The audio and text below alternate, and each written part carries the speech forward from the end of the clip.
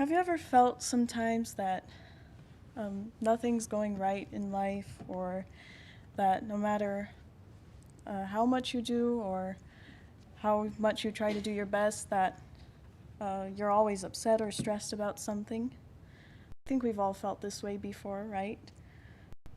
It might be small or big, but sometimes we get frustrated because of everything that's happening around us. And when we are in these situations, it's hard to stay positive.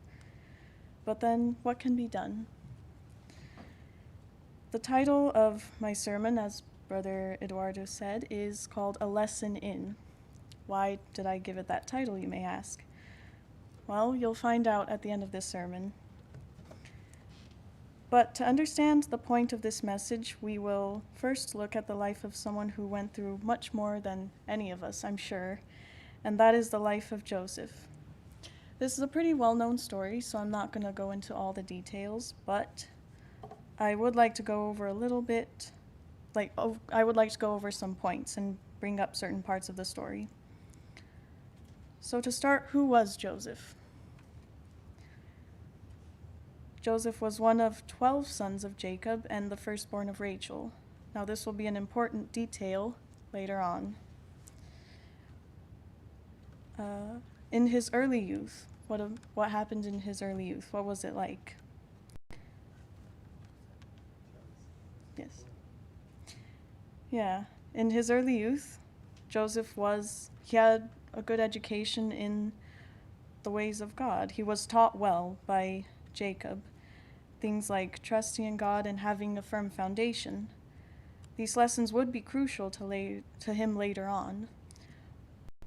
And in Christian Education, page 225, it says, in his early years, talking about Joseph, he had consulted duty rather than inclination, and the integrity, the simple trust, the noble nature of the youth bore fruit in the deeds of the man. A pure and simple life had favored the vigorous development of both physical and intellectual powers. Communion with God through his works and the contemplation of the grand truths entrusted to the interiors of faith had elevated and ennobled his spiritual care, broadening and strengthening the mind as no other study could do. So Joseph had a good education, right? He was taught to live in the truth and have a connection with Christ. But there was a problem, wasn't there? As Joseph was being taught all these things, it was leading to what? His brothers getting jealous. And this eventually led to them getting so jealous that they sold him to the Midianites. By the way, does anyone remember how old Joseph was at the time when this happened? He was 17. I mean, can you imagine? I was 17 not long ago, which he was still a teenager at the time. I mean, it must have been terrifying to suddenly have your life change so much. I'm sure he thought at the time that he would have never seen his family again. But did Joseph let this discourage him? No, he didn't. Instead, he thought back to the things he was taught at home. In From Eternity Past, page 141, paragraph 3, it says, then his thoughts turned to his father's God. Often he had listened to the story of the vision that Jacob saw as he fled from his home, an exile and a fugitive. He had been told of the Lord's promises to Jacob, and how, in the hour of need, angels had come to instruct, comfort, and protect him. He had learned of the love of God in providing a Redeemer. Now all these precious lessons came vividly before him. Joseph believed that the God of his fathers would be his God. He then and there gave himself fully to the Lord and prayed that the Keeper of Israel would be with him in his exile. So even when his life had completely turned around at this point, Joseph still chose to trust God. He decided right then and there, almost immediately, that he wouldn't forget about God and that he would trust in him no matter what happened. But this was only the beginning of the difficulties that he would face later.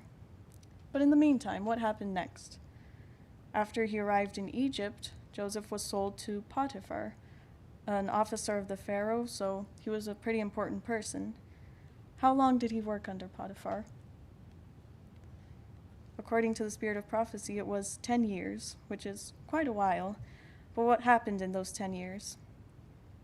Joseph was in a strange land. He was far from home. Egypt at the time was a very prosperous country, but there were also many idol worshippers in that country as well. So Joseph was surrounded by these different influences, and of course he was surrounded by temptation as well. But did he stop worshiping God at the time? No. He still continued to worship God, and he didn't hide the fact. He didn't try to blend in. He stayed true to his principles, and as a result, God blessed him. If we turn to Genesis 39, 2 to 5. Genesis 39, verses 2 to 5.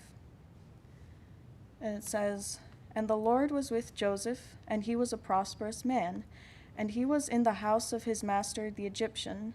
And his master saw that the Lord was with him, and that the Lord made all that he did to prosper in his hand. And Joseph found grace in his sight, and he served him, and he made him overseer over his house, and all that he had put into his hand. And it came to pass from the time that he had made him overseer in his house, and over all that he had, that the Lord blessed the Egyptian's house for Joseph's sake. And the blessing of the Lord was upon all that he had in the house and in the field." Joseph prospered quite a lot from what these verses say, and not only that, but also Potiphar's house benefited as a result. And this was because Joseph chose not to hide his beliefs. He was a light to everyone around him. And continuing from Eternity Past, page 142, "The chief captain came to regard Joseph as a son rather than a slave. The youth was brought into contact with men of rank and learning, and he acquired a knowledge of science, language, and affairs, an education needful to the future prime minister of Egypt." Things were going well at the time, weren't they? Everyone was prospering, and he was expanding his education. But, again, this wouldn't last, right? After that, not long after, Potiphar's wife came in. She wanted Joseph to lie with her, but then he refused, and what happened then? She framed him, and that was it. One small thing, and everything practically went back to square one. But this would have actually led to Joseph's death. However, Potiphar knew that Joseph was innocent. Why? Because of his character. His character quite literally saved his life at this point. But, of course, Potiphar wanted to preserve his reputation, so he sent him to prison. And then, what now? How did Joseph feel? Imagine working for someone for so long, 10 years, maybe more, maybe less, maybe only a few years, but you do everything right, you are faithful to them, you are a good worker, but then one slip up, someone says something, your reputation is immediately damaged, and everything goes wrong again. The past year has been pretty busy for me, at least compared to others, and I have had more responsibilities now. I'm going to be starting college soon. I've had more things to think about, like my future, and sometimes I've gotten stressed about it. When you have so many things to think about, you tend to get stressed. And then sometimes things don't work out. I mean, you end up having to make some decisions that you're not exactly happy with because you have more important things to take care of, or you feel like things aren't going the way you thought they would. And sometimes you wonder why. Why does it seem like no matter how hard I try to do everything right, something always happens a different way? But also, lately, whenever I've been in these situations where I feel like things aren't going as planned, I've found myself thinking, maybe God is trying to teach me something, or maybe he's trying to tell me something, and if so, what is it? What is God trying to teach me? Patience? I feel like I definitely could use more patience sometimes. Or maybe he's trying to teach me to be more understanding of certain situations. What about Joseph? Was there a lesson for him here? Let me ask another question. Let's look back to when he lived in his family first, actually. He was taught good things back at home, but was something missing? Let me ask another question. Would Joseph at that time have been prepared for what was ahead? No, he wasn't. Because despite everything, his character still needed some molding.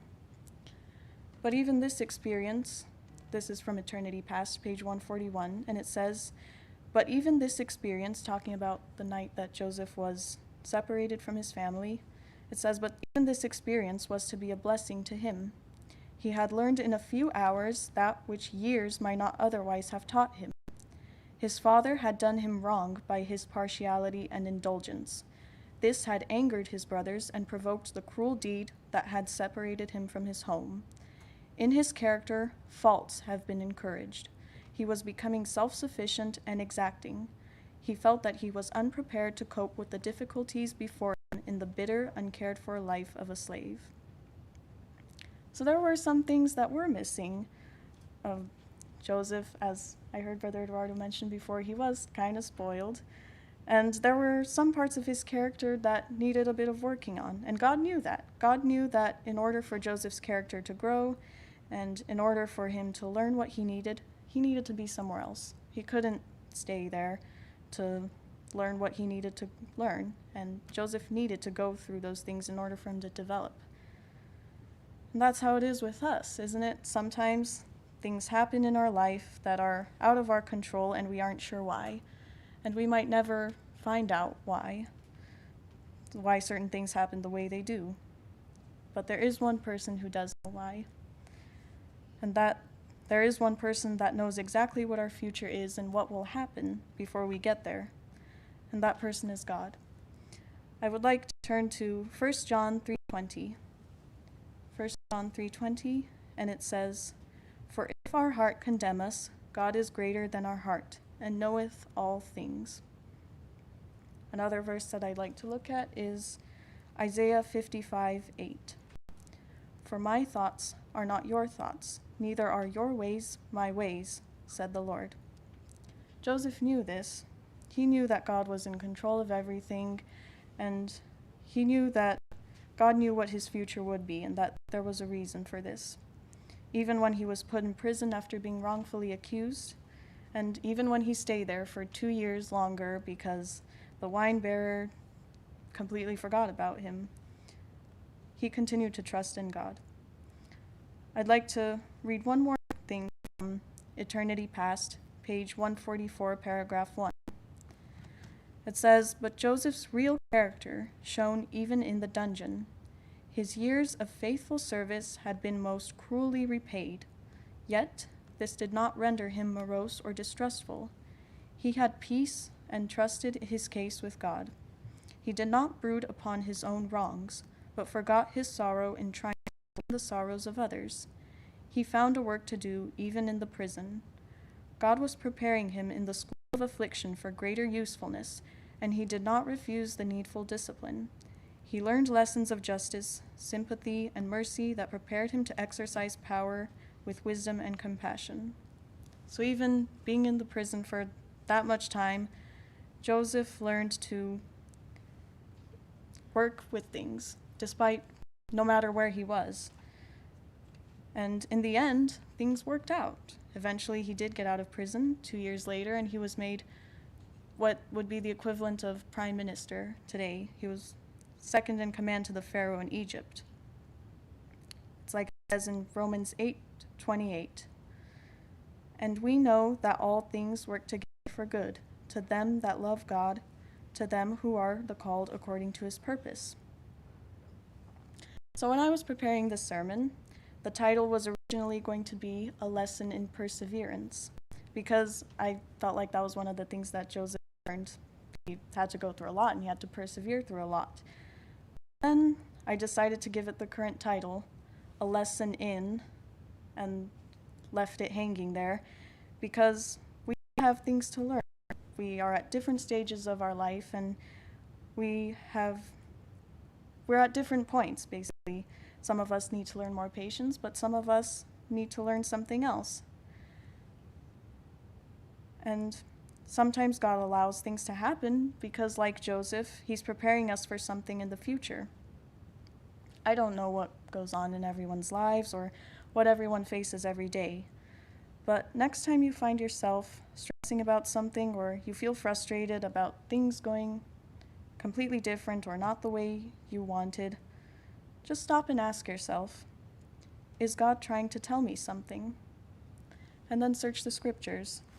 Maintain that connection with God like Joseph did, and leave it in his hands. Proverbs 16:3 says, "Commit thy works unto the Lord, and thy thoughts shall be established." And in conclusion, I would like to leave with the verse that was said at the beginning of all this, our key text, Proverbs 3:5-6. "Trust in the Lord with all thine heart, and lean not unto thine own understanding. In all thy ways acknowledge him, and he shall direct thy paths." God knows what you're going through. He knows what you face every day in life, and he knows what's going to happen in your life. And if you trust in him and cast all your worries on him, he will guide you. I hope this message I hope it was a blessing to some of you, and that some of you benefited from hearing it today. Amen.